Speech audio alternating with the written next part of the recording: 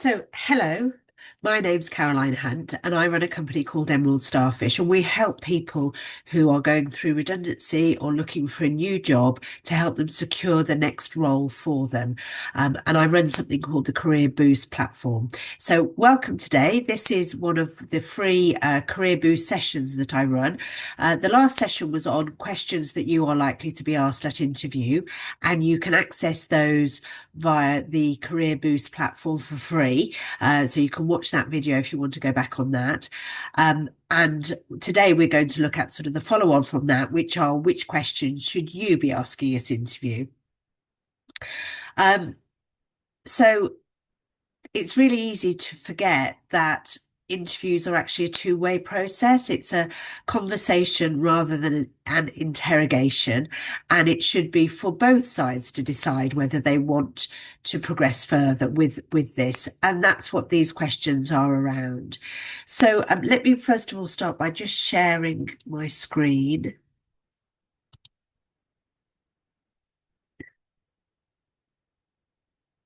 So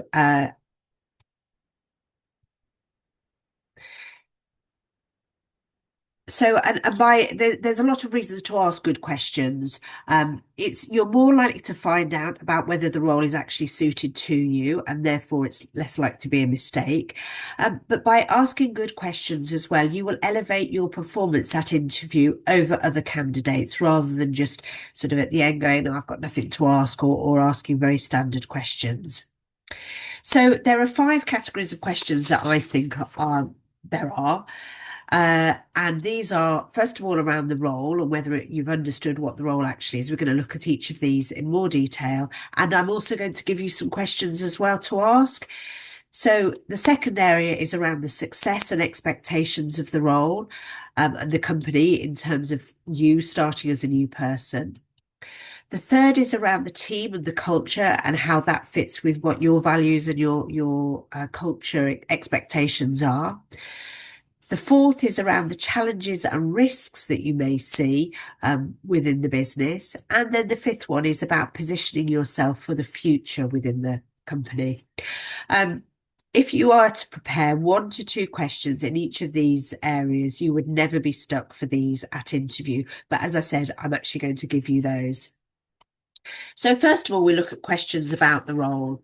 So this is information that's really important from your point of view. So the number one reason why candidates don't stay in a position is because the role isn't quite what they thought it was going to be. And whether this is around the job spec not being quite accurate or whether company expectations aren't quite there. So these are really important to ask. And two really simple questions is why is this role available? You know, what happened to the previous incumbent, or is this a new role as a result of company growth or change it in team? You know, what are the expectations with that? And what are the immediate priorities for the role as well? So, as I say, what you're looking at is how clear the role is and how that fits with your expectations. But also, you're looking for signs of hidden chaos. You know, if they've not perhaps quite thought out what the role is or what the immediate priorities are. And if you do get any vague answers, it gives you something further to question on. So the second area is around the success and performance of the role. So what you're looking for is clarity. Do they know what it looks like for you to be successful in this role, and have they really thought about this? So the sorts of questions I would ask here are around, you know, how will performance be measured? You know, or what do you think are the biggest challenges to someone stepping into this role that they may face? So, and what you're looking for, as I say, is that clarity, but it's also to look at what sort of environment would you be working in? Is it going to be supportive, or is it a blame heavy culture? Are the expectations that they're asking, particularly if you've done a similar job before, are they realistic? So the third area is around team and culture, and however good the job is, if the culture and team don't fit with you, you're not going to stay there in the long term. So the sorts of questions I would ask here are, how does the team work together? What does collaboration look like here? And how does the team show the company value? Or show the company values. I'm not coming up. There we go. Um, so really, do they align with what and how you like to work? Are they saying the right things to encourage you around this position? Is there any sign of dysfunction or micromanagement or any level of chaos that you might want to just be aware of, really? The fourth area is around challenges and risk. And if you're going for a more senior position, I think these sort of questions are really important. But actually, at any level, these questions are good because what it shows is it elevates you from being a standard candidate to somebody who's really thinking about the role. So the sorts of questions I would ask it here are, what is the biggest challenge that you think that the team is currently facing or the company is currently facing?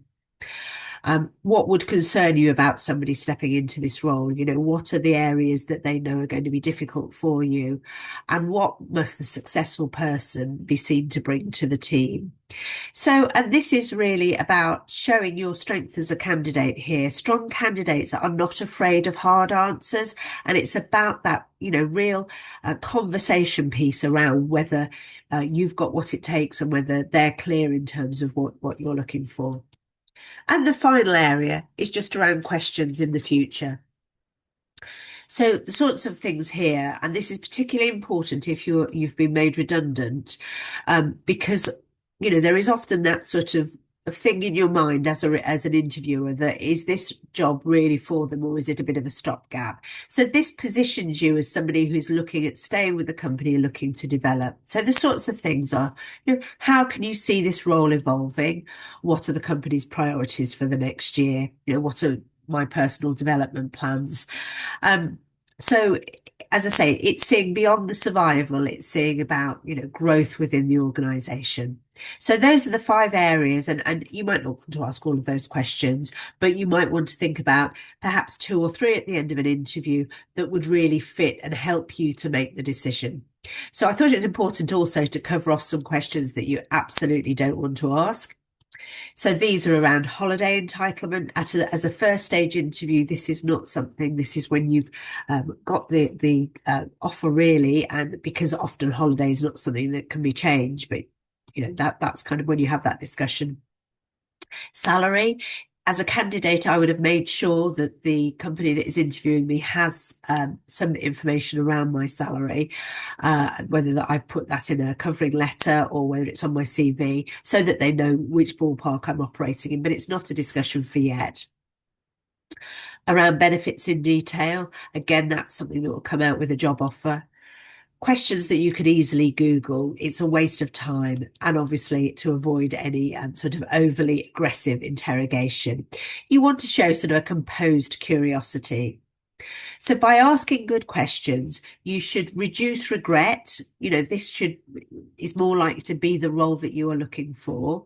It increases the chance of an offer because you are showing the company that you're really thinking about the role and how you would fit with it. It will increase your confidence. These questions often come at the end of an interview, and if you have a good discussion with that whoever's interviewing you, that will increase your confidence. And most importantly, it'll protect your career to make sure that you are taking the right sort of job that is suitable for you. Think about your questions. As I say, have one or two for each of these areas, but you might want to perhaps only think about asking two or three. Take them written down. Again, it shows that you've been prepared and you've really thought about this position. And I hope you found that useful. If I can be of any help at all, my name's Caroline Hunt, and I run the Career Boost platform for you. Thanks for your time.